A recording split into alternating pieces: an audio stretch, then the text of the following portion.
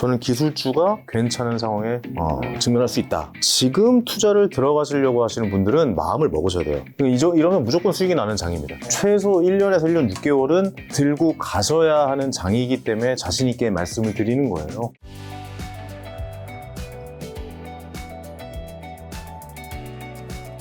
자, 그러면 이번 조정장 때 대표님은 뭐 어느 정도나 샀는지 뭐 그걸 말할 수 없다면 어쨌든 어떤 주식을 샀는지. 저는 뭐 이전부터 초반에 나와서 그 얘기 했었잖아요. 네. 작년 10월인가요? 11월인가 아마 그렇지 않나요? 테슬라 얘기하지 않았나요? 테슬라 얘기했잖아요. 그게 이제 폭등하기 전에 네. 트럼프가 당선되기 전에 말씀하셨죠. 제가 평당가 150달러에 네. 이제 들어가서 맞아요, 맞습니다. 네, 지금 테슬라 보셔야 된다라고 좀 이야기를 하고 나서 488달러까지 갔었고 그때 파셨나요? 안 팔았죠. 아쉽지 않나요? 그 다른 게 아쉽죠. 더 못 사서 아쉬웠다죠. 너무 빨리 급행열차를 타고 버스 출발해가지고 원래 뭐 저희끼리 하는 얘기긴 하지만 수량이 깡패거든요. 들고 가는 게 실력이고 그렇다 보니까 더 수량을 담았어야 되는데 못 담은 거죠. 그 이번 기회가 또 좋은 기회가 왔잖아요. 그럴 때 수량을 조금씩 늘려가는 늘렸다라기보다도 완벽하게 늘리지 못했어요. 그러니까 조금씩 사실 저는 이때는 사실 QQQ를 하는 게 맞다라고 생각해요.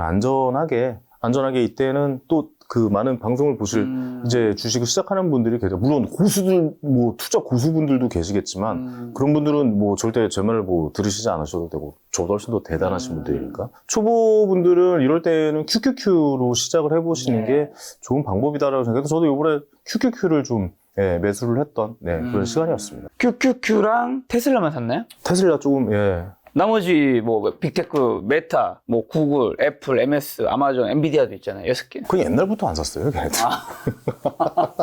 엔비디아는 한번 정리를 예전에 뭐 했었고. 자, 그러면 테슬라, 뭐 QQQ는 왜 산지 알 것 같고, 테슬라 여전히 왜요? 이번에도 보세요. 뭐 많이 이제 하락이 됐죠. 진짜 많이 빠졌잖아요. 약간 좀 비호감 주식이 됐죠.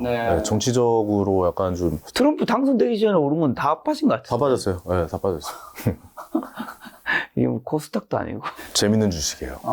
저는 그래서 너무 진짜 세상을 바꿀 수 있는 주식이구나. 내가 세상에서 한 번도 못 본 주식 차트를 보여주니. 막 이런 생각을 들게끔 해주는 주식이 테슬라인데 엄청나게 많이 상승을 했다가 또 엄청나게 많이 하락을 했었죠. 무슨 뭐 방화 사건도 벌어지고 막 테러 사건도 벌어지고. 그러니까 도질이 이제 거의 마무리가 됐고 지금 전 세계에서 약간 좀 정치적인 멘트 저는 그건 잘못했다고 봐요. 정치적인 멘트는 기업인은 사실 하면 안 된다. 기업인과 연예인은 웬만하면 안 하는 게 맞다라고 생각이 드는데 너무 뭐 이제 오해받을 만한 행동, 이 인사하는 거, 손으로 인사하는 거 있잖아요. 오해받을 인사도 했었고, 그런 행동을 안 했었고, 더 주의를 기울였어야 되는데, 독일의 어떤 뭐 정당과 혹시 상대방을 오해할 수 있을 만한 그런 인터뷰도 했었고, 그리고 이제 도지에서의 일, 뭐 저는 그건 일 자체는 잘못됐다라고 보지는 않습니다. 진짜 150세가 넘는 분들이 그렇게 나라의 돈을, 미국의 돈을 그렇게 갉아먹고 있다면, 그건 정당하게 쳐내야 된다라고 저는 생각을 하기 때문에 도지에서의 일은 정치적인 걸 떠나서 잘못됐다라고 보지는 않죠. 이제 일이 마무리가 됐죠. 근데 이제 돌아와야죠. 이제 그만해야죠. 그리고 요번에 이제 좀 트럼프의 최측근과 약간의 자분도 있었죠.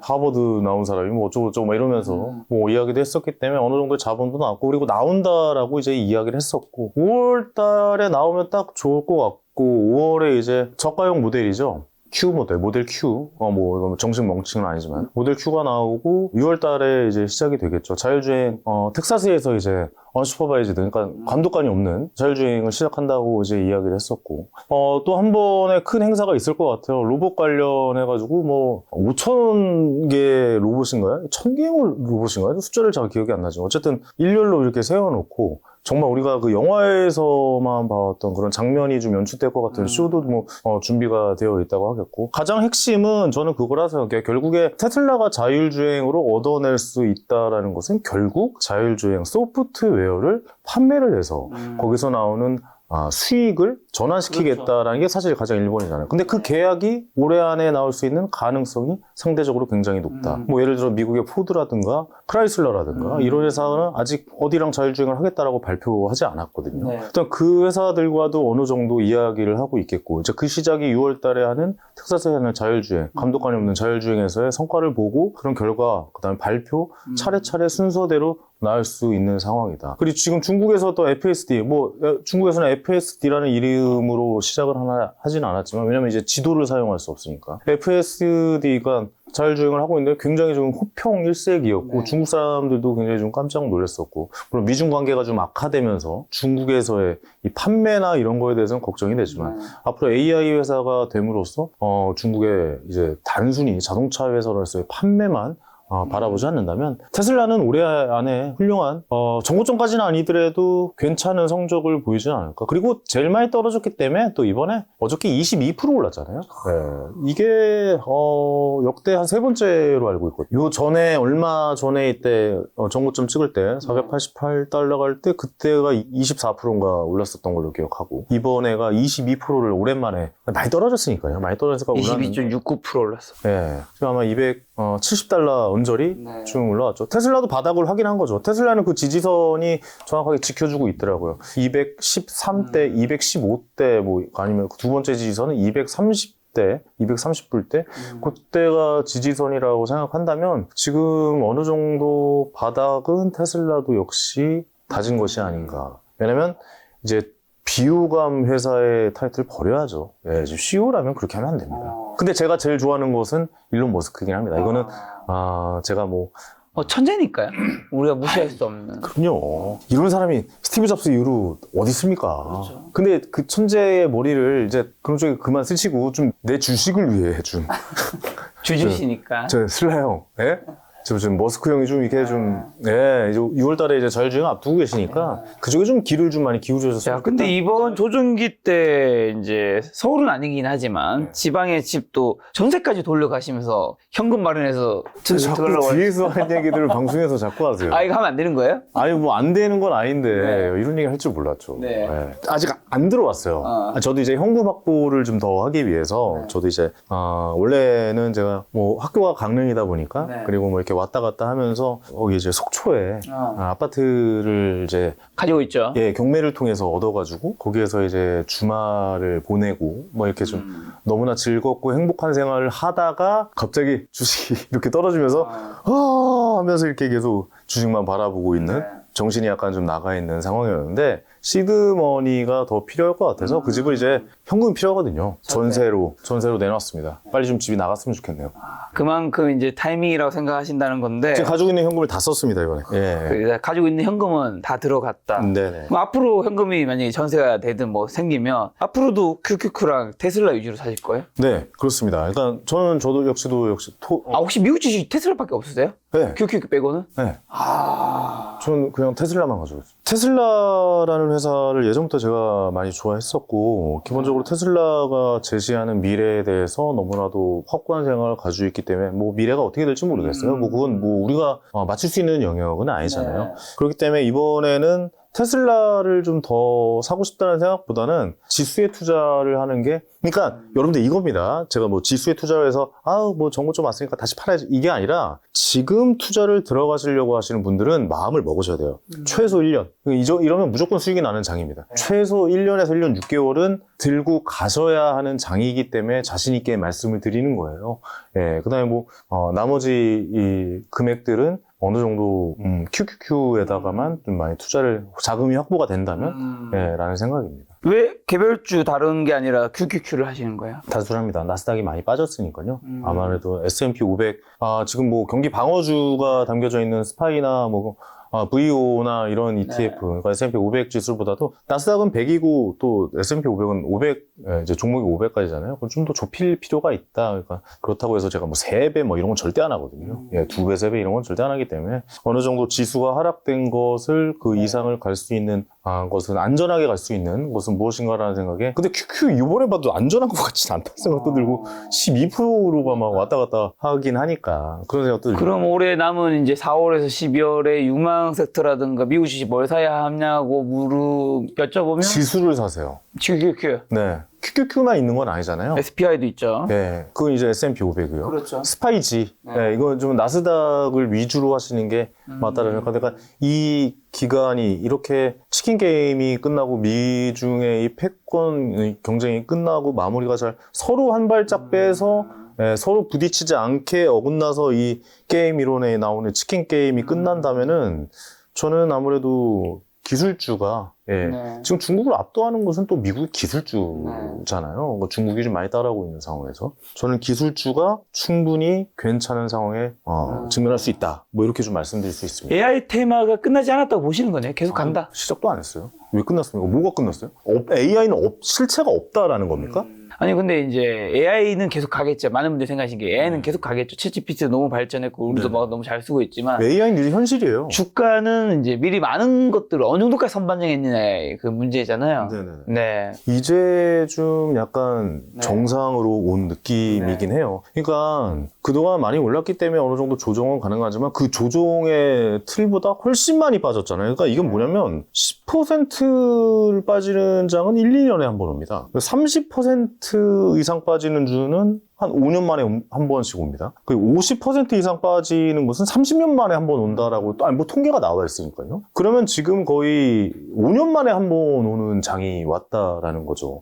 그럼 이런 시장에서는 뭐 AI든 무슨 뭐 자동차든 무슨 뭐 유통이든 많이 빠질 수밖에 없는 시장이기 때문에 더 올랐던 주식이 더 빠질 수밖에 없었다라고 좀 말씀드리고 AI 싶어요. 다음 테마는 아니면 AI만큼 좀 오를 수 있는 테마는 다 AI와 엮여 있는 테마입니다. 옛날 바이오를 좋게 보신다 얘기하셨던 것 같은데 한번 코멘트로. 약간 좀 이른 것 같아요. 지금 상황. 아직은 좀 이르다. 지금은 약간 좀 위험 부담이 있고, 지금은 오히려 바이오를 하기에는 좀 이제 그때 바이오를 말씀드렸던 이유 중에 하나는 AI 테마가 좀 더 괜찮아지거나 더 발전했을 때 우리 샴페인 이렇게 있으면은 샴페인이 위에서 이렇게 따르면은 결국 그 물이 흐르다가 샴페인이 흐르다가 밑에까지 꽉 차게 되는 거잖아요. 그 낙수 효과들이 있어야 되는데 지금은 샴페인을 따랐던 것을 와장창 깨버리고 다시 컵을 쌓고 있는 그런 시기다 보니까 다시 샴페인을 따라야 돼요.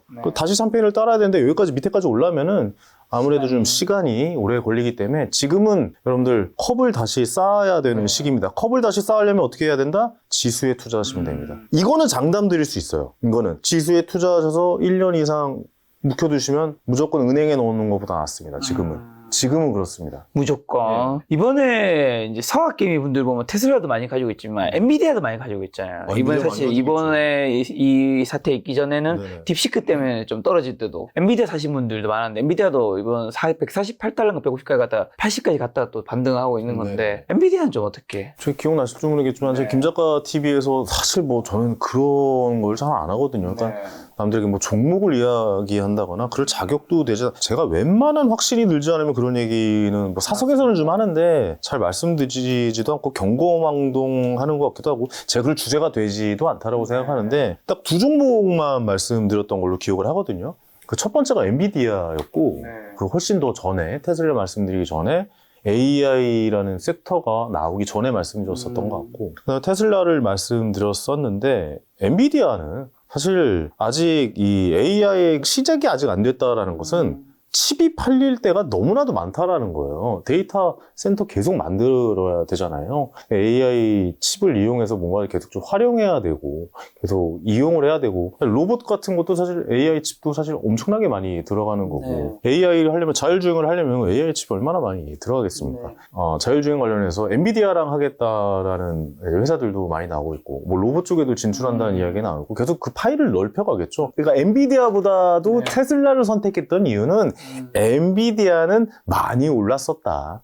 너무 저점에서 지금 시가총액 1위까지 올라갔었었고 애플을 위협하는 상황까지 왔었잖아요. 너무나 좋은 주식이고 사고 싶지만 더 수익을 극대화하기 위해서는 더 많이 올라갈 주식은 과연 무엇인가? 어느 정도 모험심도 필요한 회사는 무엇인가라고 했을 때 저는 개인적으로 테슬라를 더 좋아하긴 합니다. 자, 그리고 제가 알기로 비트코인은 뭐 달마다 조금씩 매수하고 계신 걸로 아는데 트럼프가 비트코인 전략적 비축 관련 행정명령 냈잖아요. 근데 비트코인 가격은 비실비실하고 지금도 뭐 크게 오르지도 못했습니다. 1억 6천까지 갔다 지금 1억 한 2천까지 많이 빠진 상태인데 앞으로 비트코인 가격 전망은 어떻게 보시고 플러스로 전망을 만약에 못 하시겠다면 근데 어쨌든 본인은 조금씩은 달마다 사모으시잖아요. 사모은 이유는 뭔가? 매달 사요, 매달. 그러니까 그게 궁금해요. 매달 왜 사냐면 일단은 비트코인이 제가 김 작가님한테는 사석에서 자주 얘기해요. 1억까지 무조건 간다. 비트코인은 1억까지 무조건 간다. 그 이제 1억 전에 얘기했던 겁니다. 1억 한참 전에 2,500만 원 할 때. 뭐 많이 얘기했어. 1억까지는 무조건 간다. 그리고 1억이 왔어요, 그때 한번. 그리고 김 작가가 또 물어보더라고요. 어떻게 될 것 같냐? 저는 그렇게 얘기했죠. 1억 이상으로는 나는 이제는 모르겠다. 근데 왜 사고 있는 거야? 소외되기 싫어서요. 이게 무슨 말이냐면 1억보다 훨씬 더 많이 오를 수도 있죠. 가능성은 있죠. 떨어질 수도 있고 뭐. 이 비트코인이 종이 쪼가리가 될 수 있는 가능성이 있거든요. 근데 제가 비트코인을 사모으는 것은 한 달에 쓰는 돈에 정말 있어도 되는 돈, 없어도 되는 돈이에요. 어떻게 보면 친구들이랑 삼겹살 몇 번 안 먹으면 되는 돈 은행에 넣어놓느니 차라리 비트코인, 그러니까 분산시켜 놓으면 좋잖아요. 자산의 일부분을 매달 30일 날 황연히 펀드를 만들어서 비트코인의 날로 해가지고 매달 30일마다 산단 말이죠. 그렇게 한다라는 건 뭐냐면 자산의 일부분을 혹시라도 모를 가능성에 있어서 해놓는 거죠. 왜냐? 그거 가봐요. 미쳐요. 알죠? 나만 저거 못 샀어. 와, 내가 저거 살려고 그랬잖아. 야, 내가 저 서울 아파트 살려고 그랬잖아. 내가 테슬라 살려고 했잖아. 내가 그때 살려고 했었잖아. 코로나 이후로 살려고 했었잖아. 이번에 관세랑 싸우고 나서 살려고 했었잖아. 이런 말 계속 나온단 말이죠. 그 전에 어느 정도 대응을 해놓는 거죠. 하지만 저는 1억 이후로는 이제 전망을 못 하겠습니다. 하지만 그럼에도 불구하고 사모으긴 계속 삽니다. 소외되기 싫어요. 네. 되게 약간 좀 김 작가가 비트코인 샀고 내가 안 샀는데 엄청나게 돈을 벌면 배 아플 것 같아요. 그래서 요즘 배가 아픈 게 아니라 아주 좋으시겠어요. 비트코인 가격이 많이 빠져서. 무슨 말씀이세요? 자산의 가치 누군가 투자에 성공했으면 칭찬해줘야죠. 예. 자, 그럼 이제 결론 맺는 질문 몇 가지만 드리고 끝내겠습니다. 네. 자, 트럼프 행정부 출범한 지 벌써 한 이제 3달 정도 됐네요. 자산시장 측면에서 기회인가요? 위기인가요? 기회죠. 저는 엄청난 기회라고 보고. 싸게 살 수 있는 기회라는 뜻인 거죠? 어떻게 보면. 그렇죠. 피어 앤 그리드 지수가 3, 4 가면은 기회예요. 그거 명심해야 됩니다. 그러니까 빅스 지수가 50 넘어가면 무조건 기회고, 피어 앤 그리드 지수가 3, 4로 가면은 3, 4, 5, 6 막 이렇게 오면은 사야 되는 시점이다. 이건 뭐 대통령이 뭐 트럼프가 됐든 바이든이 됐든 뭐 상관없이 이런 시장, 그리고 이번에는 명확하게 답이 있었다잖아요. 월요일 날 우리가 그 시장을 봤었고 10%가 넘게 반등하는 시장을. 앞으로는 이제 어떻게 흘러갈지는 좀 지켜봐야겠지만, 하지만 저는 개인적으로 경기 침체에 대해서 막연하게 예상을 하지 않는 사람이기 때문에 이런 시장은 굉장히 좀 좋은 기회다. 제가 생각했던, 제가 책에 썼던 비겁한 지점이 맞다. 이 비겁한 지점은 어느 정도 돈을 쪼개서, 처음에 얘기했지만 5개로 쪼개서, 아니면 더 불안하다 10개로 쪼개서 종목을 못 사겠으면 지수로 어느 정도 확보해 나가시는 게 좀 좋은 시간이다. 그리고 나서 이 전제가 있습니다. 1년에서 1년 6개월 이상은 반드시 보유를 하셔야 됩니다. 여기서 사실 좀 중급 이상의 분들은 지금은 사실 수익 매매장이에요. 왜냐면 바닥이 나왔으니까 바닥에서 오르면 팔고 떨어지면 사고, 오르면 팔고 떨어지면 사고, 이런 장이 아마 좀 지속될 것 같아요. 그러니까 수익 매매 좀 하시는 분이나 뭐 트레이딩 하시는 분들은. 근데 초보인 우리는 그런 거 대응할 수 없어요. 그냥 저점마다 조금씩 분할 매수로 대응을 지수로 해보시는 건 어떨까라는 생각이 들어요. 그게 은행에 넣는 것보다 낫습니다. 이건 저희 진정성을 좀 알아주셨으면 좋겠습니다. 예. 저 은행보다 낫다고 하셔서 예금도 있고 주식도 있고 달러도 있고 금도 있고 비트코인도 있고 채권도 있고 다양하게 있죠. 지금 어떤 자산 늘려가야 되는 거 시기인가요? 지금 당장 말씀하시죠. 지금 라인 지금부터, 나우? 네, 라인 나우에 뭐 올해 말까지. 지금은 그래도 좀 주식에 더 신경을 많이 쓰셔야 되는 시간이죠. 왜냐면 많이 떨어졌잖아요. 만약에 지금 부동산이 제일 많이 떨어졌다면 부동산을 사는 시기다라고 말씀을 드리고 싶고, 비트코인도 이제 굉장히 좀 정보점 높게 갔다가 1억이 넘고, 뭐 1억이 뭐예요? 뭐 한 1억 한 뭐 6, 7천까지 갔잖아요. 그때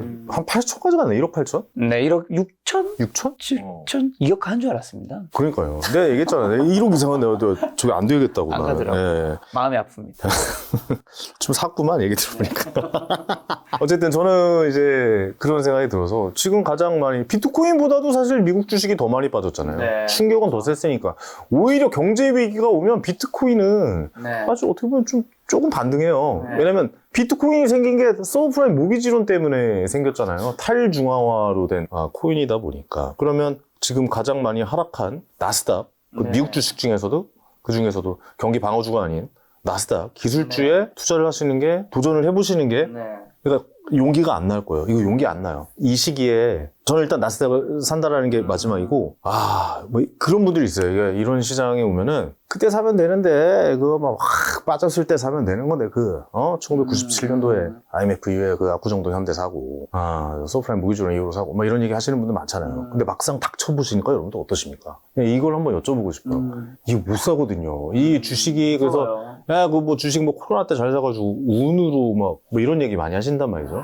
이거는 운이 될 수가 없습니다. 이게 운인지 아닌지 계속 봐야 되는, 계속 시장을 들여다보고 공부하고 이룰 수 있는 가능성에 용기를 내어보는 시간. 저는 지금이 그 시간이진 않나? 제가 말하는 비겁한 지점이진 않나? 길목을 지키는 투자? 그 시작점은 지금은 아닌가라는 거에 대해서 한번 좀 말씀을 드려보고 싶었습니다. 사실 되게 세게 얘기 드리려고 했었어요. 어제 12% 안 올랐으면. 근데 가시기전에 부동산 딱 한 개만 여쭤볼게요. 부동산이요? 예. 뭐 요즘 이슈인 것만 여쭤보려고 하는 건데 토제, 이제 서울시에서 정책 실패로, 정책 실수로 35일 만에 토제 풀었다가 네. 다시 묶으면서 반포 그다음에 용산 확대했잖아요. 이제 뭐 요런 것들을 주제는 제가 뭐 다른 전문가한테 많이 여쭤봤는데 어쨌든 다시 묶었는데 요 묶었는 게 그 지역과 서울 전체에 어떤 영향을 줄까요? 일단 거래는 많이 줄어들겠죠. 거래 줄어들었죠. 예. 근데 지금 실거주 하시는 분들은 지금, 저는 사실 실제로 이제 용산에 부동산이 있잖아요. 네. 그리고 성동에 있단 말이죠. 기분이 좋진 않으시겠어요. 묶였으니까. 그렇게 생각하면 안 되죠. 그럼 성동은 풍성 효과를 누릴 수가 있잖아요. 마포 성동은. 그렇죠. 네, 마포 성동 실제로 저쪽 노량진 쪽이나 동작에는 문의가 많아요. 네. 풍성효과. 그리고 약간 꿈틀꿈데 진짜 아예 그냥 강남에 아예 사고 싶었던 분들은 끊겼어요. 나는 무조건 강남 살 거야. 예를 들어서 지방에 계신 분들이 실거주를 해야 되니까 네. 어쩔 수가 없죠. 그렇죠. 그러니까 그분들은 아예 끊겼지만 차선을 생각하시는 분들에게는 약간 좀 열려있는 시장인데 용산에 뭐 아파트가 있는 사람으로서 좀 아쉽죠. 왜냐면 용산은 이제 강남 갔으니까 이제 가겠다. 뭐 그러지 않을까라고 생각해서 같이 묶여버렸을까. 근데 저는 그렇게 오히려 강남에 묶일 때 같이 다치는 게 맞다 그래요. 그리고 실제로 이제 데이터가 나오기 시작했는데 엄청나게 거래가 많이 올랐어요. 엄청나게 거래가 많았고. 근데 저는 토지거래 허가구역이 묶인 거는 지금은 어쩔 수 없다라고 봐요. 예, 이거는 왜냐면 놔두면은 너무 올라버리는 어느 정도 약간 워워워할 필요는 있었다. 근데 이제 문제는 사실 거기가 아니라 제가 봤을 때의 문제는 이제 앞으로 대선이 6월달에 6월 3일인가 6월 6일인가 그러면은 정권이 바뀌면은 네. 사실 그때부터 찐 시장이 열리는 거죠. 네. 사실 어느 정권에서 잡으면은 부동산이 굉장히 오를 수 있는 가능성이 높다라는 뭐 속설처럼 나오는 이야기들이 있어요. 사실 그렇기 때문에 그 전에 미리 움직이는 수요가 강남이나 용산이나 마포나 성동 쪽에 간 것일 수도 있거든요. 왜냐면 미리 잡아도 때마침 토지거래 허가까지 풀어줬네 라고 움직였던 수요가 있을 수 있거든요. 그래서 그 지점들은 조심해봐야 된다라고 생각해요. 근데 저는 이렇게 막 급등하는 거는 바라진 않는 사람이에요. 폭락이에요. 이런 것도 저는 별로 안 좋아하고 부동산도 현실에 맞게 대응을 하는 것이고. 혹시 토지거래 허가구에 묶인 이제 지역들이 집값이 앞으로 많이 떨어질 수 있을까요? 근데 실거래를 하시는 분들에게는 아직도 저한테도 문의가 많이 들어와요. 네, 저한테도 뭐 혹시 뭐 심지어 어떻게 그러니까 집을 가지고 있는 사람으로서 부동산 시장이 좀 화랑이구나라고 언제 느끼냐면요. 집을 팔 생각도 없는데 부동산에서 전화가 옵니다. 맞아. 제 주변에 그 얘기 들었어요. 집을 팔 생각도 없는데 부동산에서 이번에 찾아오는 오시는데 거지. 그리고 저를 설득을 해요. 막 이제 사장님 이 정도 시간 됐으면은 이제 한번 꺾일 때가 됐는데 이번 한번 정리를 해보시는 게 어떨까요? 네, 감사합니다. 저도 끊이게 하거든요. 그러니까 이게 뭐냐면 팔 마음도 없는데 나한테 팔겠다, 팔지 않겠냐라고 매수세가 하는 많았다는 것은 거지. 그만큼 근데 이게 얼마 전에 얘기예요, 근데. 네. 그러니까 그 토지 거래 다시 허가구에 묶이기 전에? 아니 묶이고 난 이후에. 묶기 난 이후에도 그러니까 계속 관심은 끊어지지 않았다라는 게 느껴지거든요. 근데 그분이 이제 실거주 하실 분이었겠죠. 실거주 할 생각으로 뭐 이렇게 하신 거니까. 그렇다 보니까 그런 관심들은 굉장히 살아있다. 그리고 이렇게 뭔가 엄청 뜨거울 때 약간 누르잖아요. 그러면 냄비를 갑자기 라면 끓이다가 이 거품이 막 올라올 때 냄비 갑자기 닿잖아요. 그럼 끓여 넘치려고 부글부글 합니다. 차라리 열어놓고 그냥 있는 게 알아서 이제 넘치지 않는데 갑자기 나 뚜껑 닫아놓으면은 이 뚜껑 때문에 오히려 결국엔 다시 안에 있는 게 튀어나와요. 또 나중에 오를 수 있다. 그래서 저는 부동산 정책은 누르는 것만이 능사는 아니다라고 하는데 그 6개월 뒤에 정말 토지거래 허가를 풀지 안 풀지는 한번 정권이 바뀌고 나서 어떤 이야기들이 나올지. 근데 근데 지금 뭐 많은 대선 후보분들께서 이전에 나오는 방송에서는 뭐 부동산 문제 많이 건들지 않겠다 뭐 이렇게 말씀들은 해주셨는데 뭐 그거는 언제든지 뒤바꿀 수 있는 이야기들이기 때문에 부동산 정책 어떤 정책들을 이번 대선에서 내는지 그게 또 체크 포인트죠. 그게 또 재밌을 거예요. 네, 어떤 획기적인 부동산 정책들을 낼까? 뭐 이런 지점들을 한번 좀 검토해 보시면서 부동산 시장에 가늠해 보시는 것도 좋을 것 같습니다. 그리고 저는 주식을 왜 하냐고 물어보면 저는 부동산 하기 위해서 주식하는 사람이기 때문에 부동산 자산 훨씬 많으시죠? 아예 부동산이 예. 그러니까 이번 장에 벌어서 또 부동산을 할 생각이다라고 좀 말씀드리고 싶고 제일 안전한 자산이고 많은 분들이 한번 그런 쪽으로도 예, 도전해 보셨으면 좋겠다는 생각 드립니다. 자, 마지막으로 오늘 남은 이제 4월에서 12월 주식 투자 포인트에 눈여겨봐야 될 변수 찝어주시면서 개인 투자자분들 어떤 전략을 좀 시장에 대응해야 할까요? 지금 이 시장은 사실 말만 바꿔주면 되는 시장이라고 생각합니다. 네. 그러니까 대통령의 말만 바꿔도 12%가 뛰는 시장. 그만큼 변동성이 높다라고 생각하겠지만 그만큼 어떻게 보면 리스크는 없는 시장이다. 왜냐? 그 사람의 마음만 바꾸면 되잖아요. 그리고 우리가 이 경험을 언제 했다? 2018년도부터 2020년에 한 번 했다. 그리고 그때 어떻게 결론이 났다? 중국도 핸들을 꺾었고 미국도 핸들을 꺾었습니다. 그럼 결론은 이미 나와 있잖아요. 네. 예, 저는 그렇게 봅니다.